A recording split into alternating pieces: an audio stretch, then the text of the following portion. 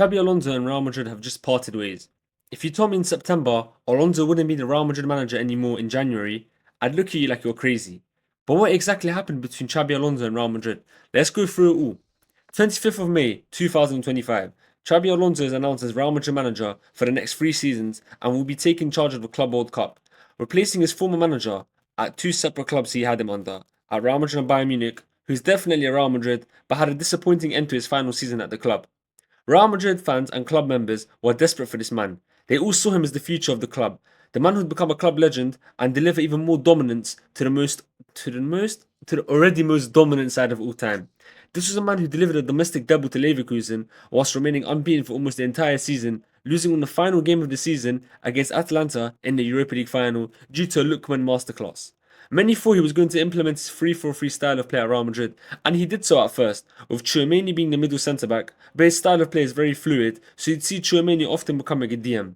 He'd want to give his players the freedom to roam around, like he did with Leverkusen, and his side got his first win against Pachuca, if I said that correct, a 3-1 win, and they progressed out of the Club World Cup group.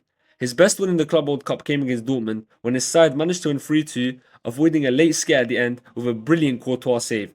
They did end up getting knocked out of the Club World Cup in the semi-finals to the best team in the world, PSG, losing by a heavy scoreline 4-0. He changed systems quite a bit this tournament. We saw his famous back three, we saw a back four, but this was early days and not everyone was expecting him to beat the best team in the world straight away, and it was a learning lesson for him. Alonso now had a pre-season ahead to look forward to.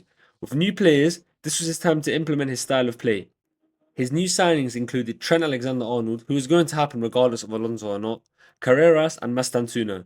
Alonso started off the campaign strongly, with a perfect start to life in August and was shaping the team up in a 4-2-3-1. September Real Madrid had another good month under him, remaining top of the league ahead of league rivals Barcelona. However, he did have one really poor result, which was a 5-2 loss to Atletico Madrid, but losses are a part of football, but his side just didn't look convincing in the big games so far. This was a sign of an issue. However, he had the biggest match of the year arguably to play soon, and it was against Barcelona. Real Madrid had the chance to go 5 points clear of Barcelona. The year before, they failed to beat Barcelona in all 5 of their matches, so if Alonso could win this game and go 5 points clear, it would be a huge statement win. Alonso's side managed to beat Hansi Flick's Barcelona 2-1, handing Flick his first loss against Real Madrid at Barcelona. Life was good, and the appointment was proven to be the right one. 5 points clear of your rivals, and you've already beaten them entering November. But one issue, a lot of rumours coming out with the players unhappy with Xabi Alonso's style of management and man management. That Vinny substitution seemed to have caused a lot of reaction in the media. So many rumours came out, I don't know anything for sure. They both seem fine after that personally in my opinion, so I'm not going to dive into the rumours, but the media were taking advantage of it, and this does cause some chaos in the dressing room. However, after that game, things started to go downhill here for Xabi Alonso and Real Madrid. In their next 6 La Liga matches, they managed to only win 2 and lost a 5-point lead over Barcelona, dropping into second place. See, the thing is, Alonso's side wasn't playing exceptionally well all season, but they were managing to get wins, and now they're dropping points, and Real Madrid is a hot-headed club. They don't seem to have patience at all, so that 2-0 loss to Celta Vigo puts a bit of pressure on the young Spanish manager. However, Real Madrid started the 2026 year strong, battering Real Betis 5-1 and beating Atletico Madrid 2-1 in the semi-finals, avenging themselves from the 5-2 loss earlier in the year.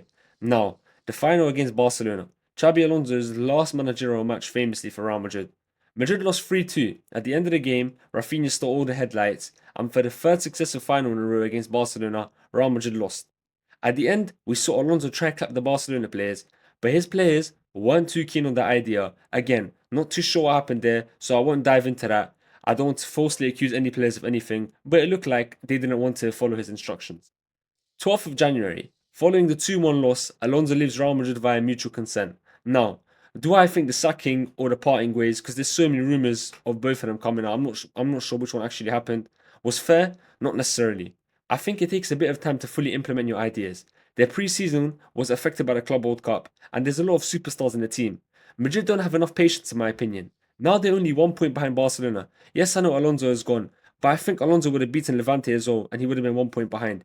I think it was exaggerated at how bad he was doing. If you go check the results, they had quite a lot of wins.